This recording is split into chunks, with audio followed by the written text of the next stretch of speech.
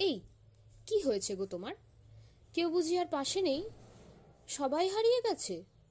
তাহলে কিছু কথা বলি, শোনো, ভালো লাগবে।